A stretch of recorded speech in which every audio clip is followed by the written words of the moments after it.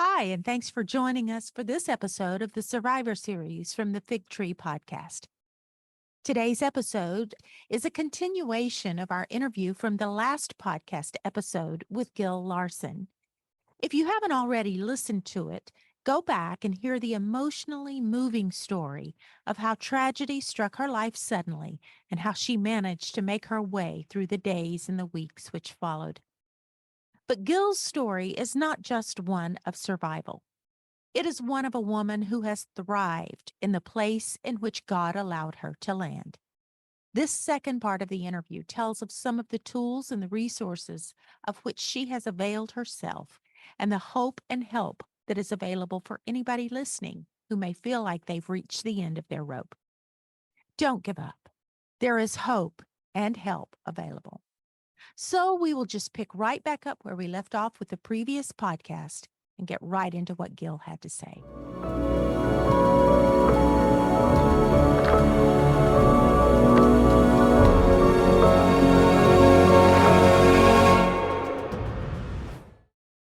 I want to take it just a little bit of different direction. You've talked about how people helped you through your process. Were there any who may have hindered you even unintentionally? And if so, how did they hinder you? And I'm asking this question for those of us out there who want to be a help to people who go through trauma and tragedy, but don't know how. Can you recall anything that perhaps you wished would not have happened or been said or done? I have, I guess they fall in a couple different categories. So three main ones come to mind. Number one is sometimes people have an idea in their head of what help would look like, but they don't ask you, they just do. And that's not always a good thing. Okay. And they mean well. Mm-hmm. And because they mean well, I'm not even going to give an example. Right. Anyone Exactly. who might be listening would be like, I'm the one who did that for her. And Yeah. I so appreciate that you cared enough. Yeah. If you did anything for me, I appreciate it. But yes, there may just be some practical things that you might think this would be a good idea or this would help.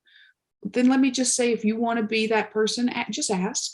Just run it by them first and see if they would even conceive that as help or hindrance. Good. Another thing that I'll brush on, just because so many people in my counseling, so many people have said this, that it's good advice to offer. But people who have never been there often say things that are sort of well, at least, Yes. or at least you have your kids, or at least this, or falls in the category, or is close to at least kind of stuff. Right. Right. Or look at the silver lining. Yeah. Those kind of things. That's wonderful. There are definitely some silver linings out there. But when a person's world has just been shattered, that's not what they need to hear. Sometimes, sort of like the way God showed up for me, just show up, just be there, listen. If they want to talk, let them talk. If they want to yell, let them yell. Yeah. Non-judgmental presence. Non-judgmental presence. No pressure. No being uncomfortable with their pain. If you're that uncomfortable with their pain and you just need them to feel better so you can feel better, then just give them space. Yes. No preaching, please. No preaching. Yeah. No. The other thing that I'm going to say that was very, very hard and causes secondary trauma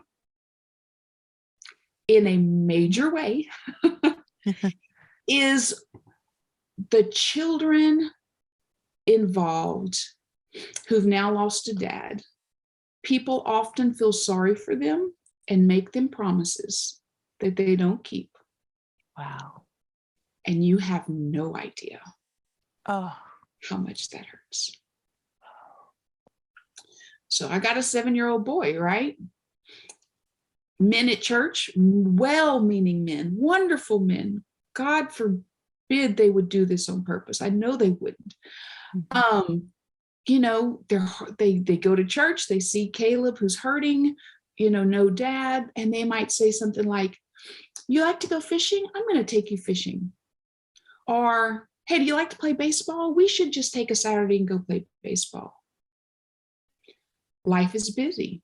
They don't mean to, but they make all these promises. And then maybe even say it a second time or a third time, the next time they see him, very well meaning. But when they don't follow through, the secondary trauma to the children is horrendous. I really can't describe to you how horrible that is for a child. wow. And how hard it is to watch as a mom. I could see where it could be like a source of pain within the church, where someone might begin to get sort of bitterness or church hurt. That could be one source of where that would come from, because people mean so well and have good intentions at the time, but they say and do things out of compassion in a moment that they don't follow through with. And it just adds to the secondary losses. Wow. So good. So good. I hope everybody listening is making mental notes of this. Okay. What would you say to somebody who has been in a traumatic situation and that is struggling with how long it is taking them to recover? You talk about it taking months for you to come through so much of the shock. This is so good for others to hear. I know that it is. What would you say to them about, I know you would know more than me about this, I've heard though the term of getting caught in a cycle of grief or whatever. And I think there's probably a difference to that and to just progressing at your own pace. So kind of speak into that right now as to what you would say to people and tell us what the difference is, first of all. Yeah. So first of all, I think one thing that people don't often realize is that grief is not going to be a quick process. But you do have to grieve. Even the Bible talks about, like, blessed are those who grieve or mourn because they will be comforted. I mean, you do have to do the work, or else you are going to prolong it. And then it becomes complicated grief. Right. So I think, first of all, some people think it's already becoming complicated grief and they're stuck in a cycle because it takes longer than they maybe thought it would have. And most often, initially, it's not complicated grief yet. It's just that it's tough and it takes a while. But it can eventually become complicated grief. And you can get stuck in some areas. And my journey might help people to understand that a little bit. So the first year is just hard in so many ways. And you're kind of all over the place.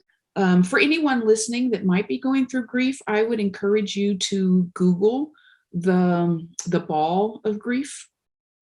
If you can imagine, it looks like a knotted ball of yarn, and on each little strand of yarn, so in other words, all over the place, full of all kinds of words, on each strand of yarn is an emotion.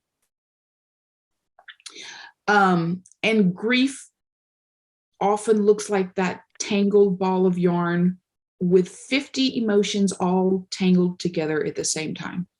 I can be furious, I can be happy, I can want to scream, I can want to cry, I can I can't even remember all the things I could be Right. all at one time happening. And it is just like utter chaos and confusion internally sometimes because all the things are happening at the same time. And so it takes time to sort of even begin to unknot all of that and pull it out, like, and just see like the pain, just see the sadness, just deal with the anger, just deal with the disappointments, just deal with the secondary losses. I mean, you don't lose just a husband, you lose friends because you did things Mhm. together as couples. What Mhm. couple wants to hang out with a single woman? Mhm. Um, you know, you lose pieces of your ministry if you're in ministry sometimes because you did things Mhm. together, or Mhm. things like that. um you lose financially, you lose Mhm. Right. very often. There's just so many secondary losses, they rack up quickly, so you have to grieve those pieces. So it Mhm. just like keeps going. It's like just when Mhm. you think it, like, is it just about the loss of that person, as horrible as that is, and you do that is hard, there is so much more than that. And there's a period where it feels like you keep learning a new thing every day that you lost or you have to grieve.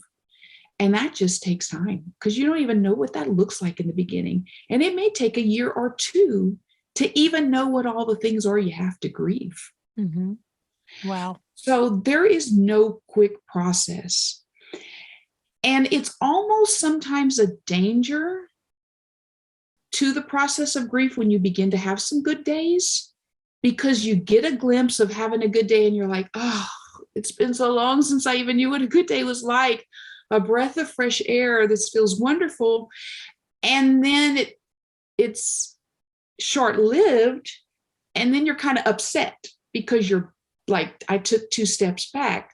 You didn't take 2 steps back. Having good days is a part of moving forward, but they're just good days.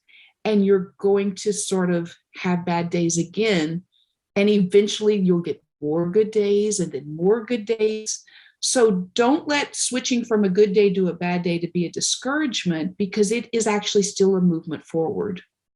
You're not just going to all of a sudden have a good day and then all the rest of the days are good.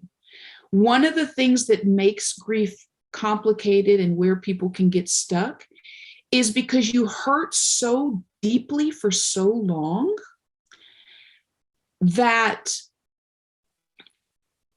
when you have a good day, you don't want to hurt again. And you can't move forward and truly heal until you get all the hurt out. But it's so nice to not hurt, you don't want to go back. So you start sort of like going into avoidance tendencies, defense mechanisms show up, things like that. Like, just put it on the shelf, or, you know, I talk about this in counseling. It's kind of like sometimes when we suppress things, it's like holding a beach ball underwater. It takes a lot of energy, and it's going to pop up when the energy gets Mhm. low. Mhm. Mhm. Um, but you don't want to go feel that pain again. But then again, you can't truly heal until you get back in there and really dive in and let it Yeah. happen. You got to let it come up and out. You've got to almost like standing on the beach and just letting a wave hit you, but knowing the wave is going to ebb and flow. It's going to hit you and slam you in the face, but it's not going to totally knock you down. You have to trust that it's going to just hit you in the face for a second, and then it's going to ebb back out. And just sort of trust the process that I'm going to be slammed again.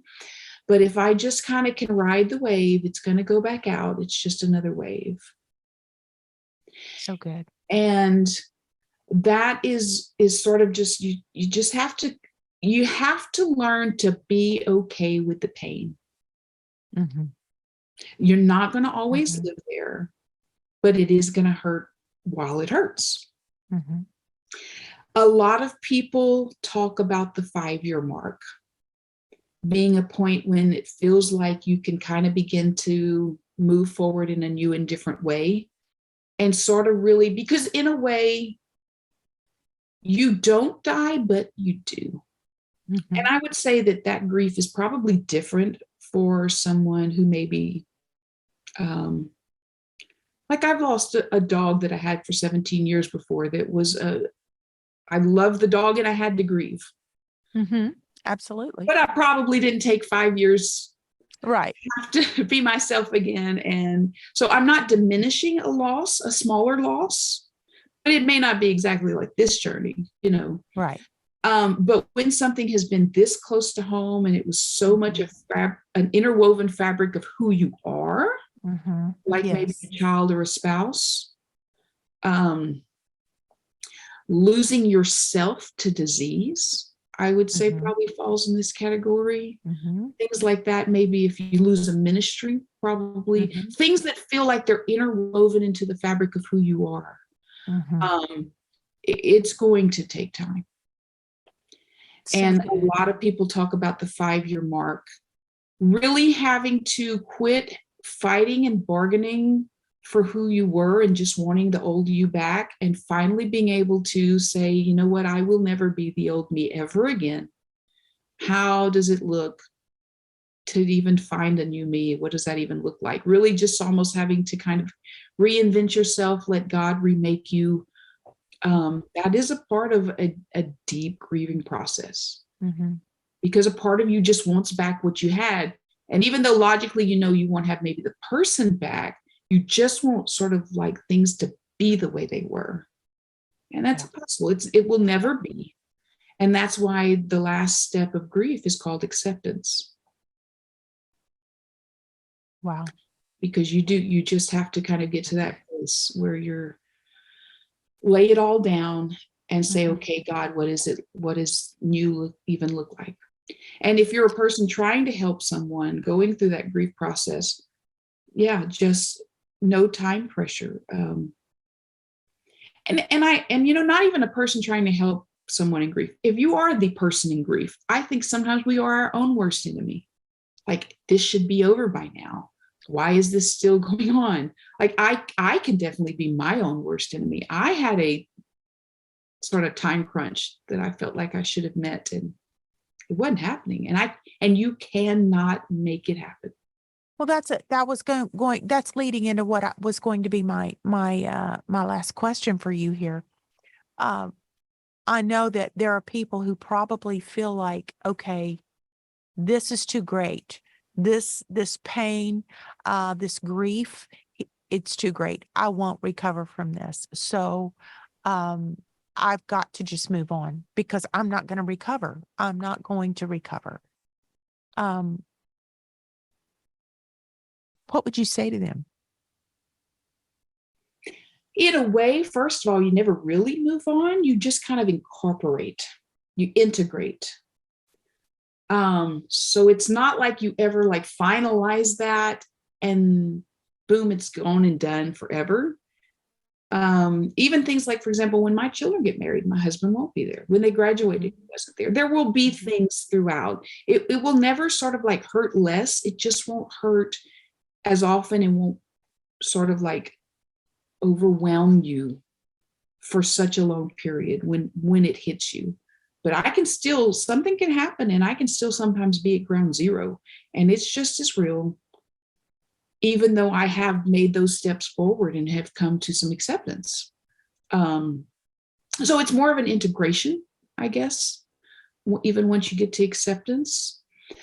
um, I would say that if you need to pause for a moment, then pause, but please don't give up on moving forward, because there are times you do have to pause and there are times it's going to feel overwhelming. Reach out to someone who will be a partner to you through this grief. And this may sound weird and kind of abstract. Let them hold the grief for you and take a break. Describe that. Describe what that would look like. Like, there are times I just couldn't do it anymore, but there would be come by somebody that would come up beside me and say, this is overwhelming, this is a lot, no pressure, just think about it for a minute if that's what you need to do. I'm praying for you. God's not giving up on you. It sort of like helped me know that even God could put a pin in it, and I'm not going to lose everything if I can't do this right now. Yeah.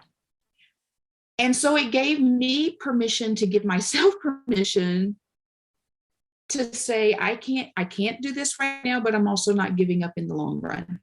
Like, so I could take a breather, and then I knew enough people were praying for me and believed in me, and God believed that I could still move forward. And so I could come back to it. And of course, God, in his gentleness and kindness, will gently invite you back. He'll sort of stir the waters and help you do the work as hard as it is.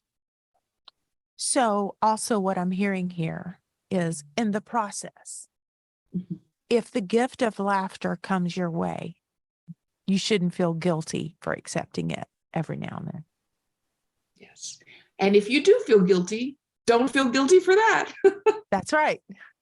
That's right. It's funny how that compounds, but it really does. Yeah. You know? Yeah. Yeah. So yes, absolutely. And that takes a while. One of the first things my 7-year-old said, like, I think the morning after, or at least within the first 2 days of my husband dying, I'll never forget. He turned to me and he said, "I'll never laugh again. For the rest of my life, I'll never laugh again." And that's exactly how it feels. Yes. Yeah. And then you do laugh. One of the best things I ever heard was a friend of mine, Danny Aber, who works with the VA, or did. I don't know if he still does. And he's also a minister and a good family friend. He said that it's kind of like when someone gives you a cup of unsweetened tea and it's bitter, and you have to add the sweetener yourself. And then you have to stir up the sweetener because it'll just sit at the bottom if you don't stir. So you have to add the good memories. You have to laugh about the things you did together. You have to still do something fun with your kids. You just have to give yourself permission without guilt to move forward and laugh and have fun and love again, laugh again, whatever that may look like. Yeah. You're not betraying the loved one. All right, one more question, and I know we've gone a long time, but it's been so good. You're just such an inspiration. You always have been. And I will say, I remember that week very well. That was one of my daughter's first experiences with kids camp, with the drama, and she was a part of that drama for over 10 years. Actually, she was part of that drama for probably 12 or 13 years, maybe.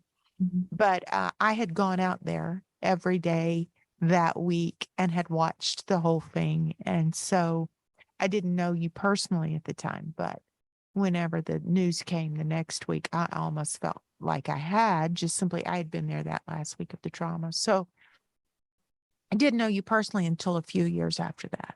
But oh my goodness, the inspiration you have been to me personally, even just watching you from afar. So thank you, first of all, for being that inspiration. And the one thing I guess we'll have to end. I guess we can't do a 10-hour podcast here. As much as I would like to, I guess we are going to have to end. But one thing I would like to talk about before we go is, how did this experience inform your direction, this relatively recent direction of counseling and getting your degree and becoming a professional counselor, as well as a counselor with your church, pastoral counseling? How did this inform that? Was counseling always something you had a bent toward anyway, or did this maybe help with that? And how do you feel it influences it? I would say, looking back now, I can see that I always had a bent toward it, because I was always sort of that friend that people would just go to and pour their heart out to. And I enjoyed listening to people. But I had never technically thought about like counseling as a job or a career, or, getting a degree in it. But a couple of weeks after my husband passed away, we went to a conference for all the Bible college that are in our kind of organization, Pentecost. They have this conference every summer. And so just to kind of get me out of the house, my staff friends dragged me, along. And there was a counselor speaking at that.